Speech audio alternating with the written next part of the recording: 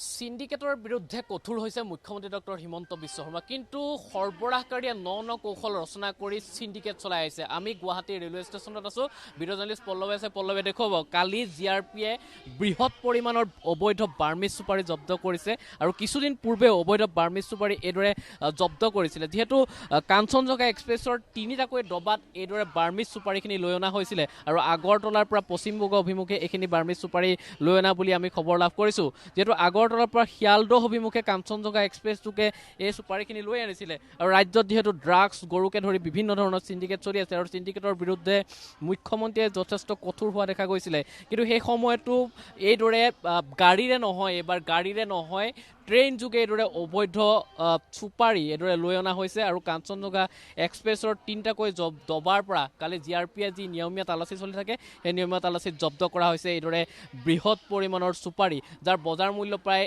1 কোটিৰো অধিক টকা হ'ব বুলি অনুমান কৰা হৈছে। আৰু এই চুপাৰীসমূহ ক'ৰ পৰা কেনেকৈ আহিছিলে আৰু ইয়াৰ লগত জড়িত কোন কোন আছে এইসমূহ এতিয়ালৈকে স্পষ্ট হোৱা নাই। জিআৰপিয়ে ইতিমধ্যে সেইসমূহ অভিযান চলি আছে, কিন্তু কিছুদিন পূৰ্বেও জিআৰপি আৰু আৰপিএফে সেই কাঞ্চনজঙ্ঘা এক্সপ্ৰেছৰ কেইবাটাও ডবাৰ পৰা বৃহৎ পৰিমাণৰ চুপাৰী জব্দ কৰিছিলে আৰু কালি পুনৰ এইদৰে 679 বেগ চুপাৰী জব্দ কৰিছে, যাৰ বজাৰ মূল্য প্ৰায় 1 কোটিৰো অধিক। কিন্তু সিন্ডিকেটৰ বিৰুদ্ধে মুখ্যমন্ত্ৰী কঠোৰ হ'লেও যিকোনো সিন্ডিকেটৰ বিৰুদ্ধে সকলো প্ৰশাসন কঠোৰ হৈছে, কিন্তু সেই সময়তে সিন্ডিকেটৰ যি চোৰাং সৰবৰাহকাৰীয়ে ন কৌশল ৰচনা কৰি কিন্তু এইদৰে সিন্ডিকেট চলাই আহিছে। আৰু কালি গুৱাহাটীত যি বাৰ্মিজ চুপাৰী জব্দ কৰিছে এই মুহূৰ্তলৈকে কোন এই বাৰ্মিজ চুপাৰী সৰবৰাহৰ লগত জড়িত এই সকলো তথ্য লাভ কৰা নাই।